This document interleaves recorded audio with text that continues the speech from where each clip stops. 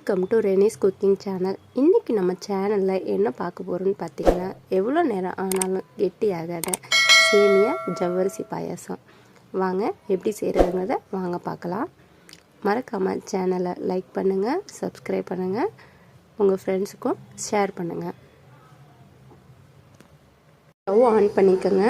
ஒரு கடாய் வச்சுக்கோங்க. கடாய் நல்லா சூடானதும் 1/4 கப் ஜவ்வரிசி எடுத்திருக்கேன்.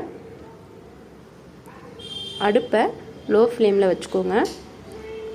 ஜவ்வரிசி பொரியறதுக்கு பார்த்திங்கன்னா உங்களுக்கு ஒரு 2-3 நிமிஷம் தான் ஆகும். நீங்கள் ஜவ்வரிசியை ஊற வச்சு கூட சேர்த்துக்கலாம். நான் இன்றைக்கி ஜவ்வரிசியை வறுத்து சேர்த்துக்கிறேன். ஜவ்வரிசி வறுக்கிறதுக்கு ஒரு 2-3 நிமிஷம் தான் ஆகும். இப்போ 3 நிமிஷம் ஆயிடுச்சு. ஜவ்வரிசி நல்லா புரியுது. நல்லா பாருங்கள், பொரிஞ்சிருச்சு. இப்போ இந்த அளவுக்கு நல்லா பொரிஞ்சிடணும். இதை நம்ம ஒரு பாத்திரத்தில் மாற்றிக்கலாம். அதே கடாயில் ஒரு 1/2 ஸ்பூன் நெய் ஊற்றிக்கோங்க. அதில் 1/2 கப் சேமியா சேர்த்துக்கோங்க. நீங்கள் கடையில் வாங்கும்போது வறுக்காத சேமியா வாங்கிக்கோங்க. இதை ஒரு 2-3 நிமிஷம் வறுத்தா போதும்.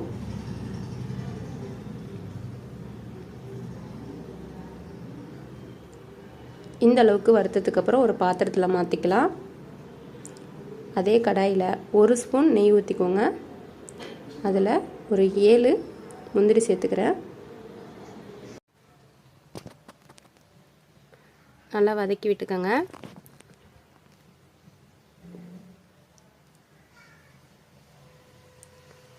முந்திரி இந்த அளவுக்கு வதங்கினதுக்கப்புறம் அதையும் ஒரு பாத்திரத்தில் மாற்றிக்கலாம். அதே எண்ணெயில் திராட்சையும் சேர்த்து வறுத்து எடுத்துக்கலாம். அதே பேனில் 3 கப் தண்ணி ஊற்றிக்கிறேன்.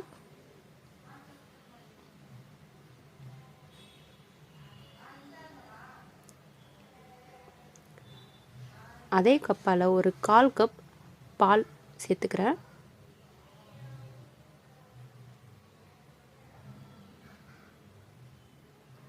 பால் ஓரளவுக்கு சூடானதும் நம்ம வறுத்து வச்சுருக்க ஜவ்வரிசியை சேர்த்துக்கலாம்.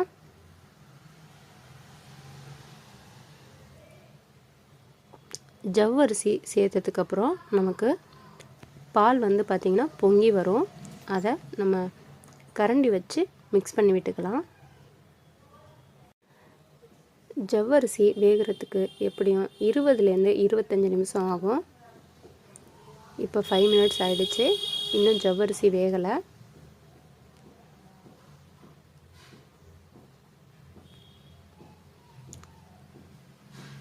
இப்போ 10 நிமிஷம் ஆகிடுச்சு. ஜவ்வரிசி பாதி அளவுக்கு தான் வெந்திருக்கு.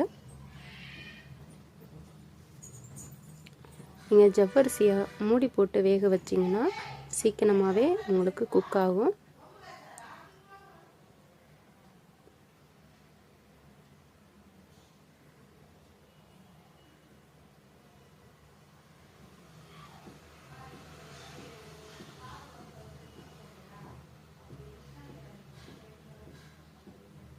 அப்பப்போ ஜவ்வரிசியை நல்லா மிக்ஸ் பண்ணி விட்டுக்கோங்க.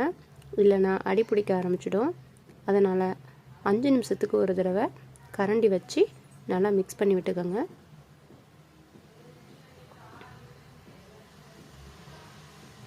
இப்போ 15 நிமிஷம் ஆகிடுச்சு. ஜவ்வரிசி 3/4 பதம் வெந்துருச்சு.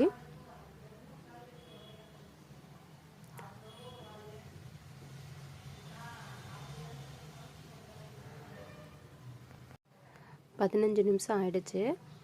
இப்போ நம்ம 3 கப் தண்ணி ஊற்றணும். இப்போ 1 கப் அளவுக்கு தண்ணி நல்லா சுண்டி வந்துருச்சு.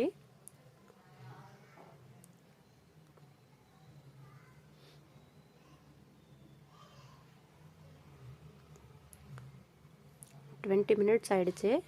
பாருங்கள், ஜவ்வரிசி நல்லா வெந்துருச்சு. ஜவ்வரிசி வெந்தது எப்படி தெரிஞ்சுக்கலான்னு பார்த்தீங்கன்னா, கண்ணாடி மாதிரி ஆகிடும்.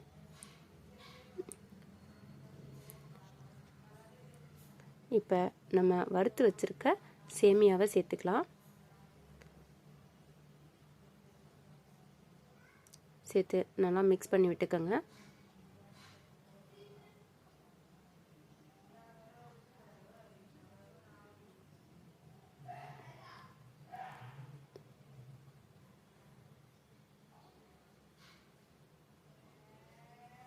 இப்போ சேமியா இந்த அளவுக்கு வெந்ததுக்கப்புறமா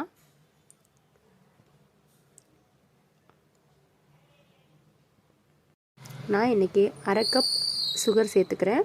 நீங்கள் உங்களுக்கு தேவையான அளவுக்கு சுகர் சேர்த்துக்கோங்க. சேர்த்து நல்லா மிக்ஸ் பண்ணி விட்டுக்கலாம்.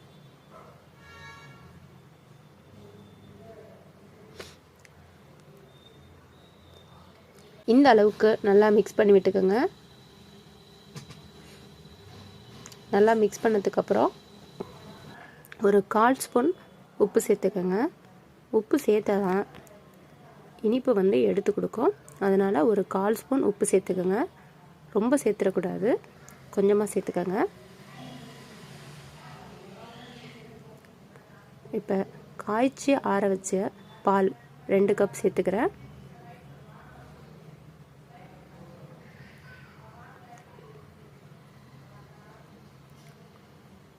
சேர்த்து நல்லா மிக்ஸ் பண்ணி விட்டுக்கோங்க.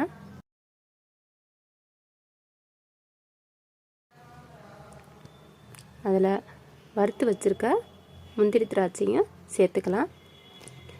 சேர்த்து நல்லா மிக்ஸ் பண்ணி விட்டுக்கோங்க. பால் சேர்த்து ரொம்ப நேரம் கொதிக்க விட வேண்டியதில்லை.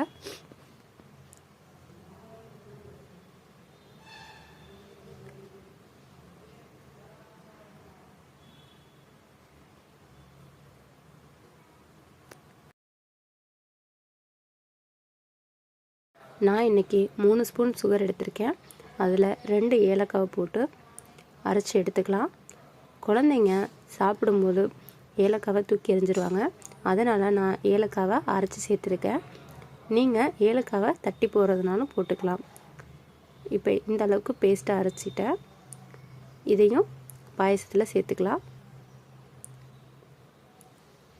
சேர்த்து நல்லா மிக்ஸ் பண்ணி விடுங்க. மிக்ஸ் பண்ணதுக்கப்புறம் நம்ம ஸ்டவ் ஆஃப் பண்ணிக்கலாம். இதை கண்டிப்பாக வீட்டில் ட்ரை பண்ணி பார்த்துட்டு உங்களோட ஃபீட்பேக்கை என்னோட கமெண்ட்ஸில் சொல்லுங்கள். தேங்க்ஸ் ஃபார் வாட்சிங்.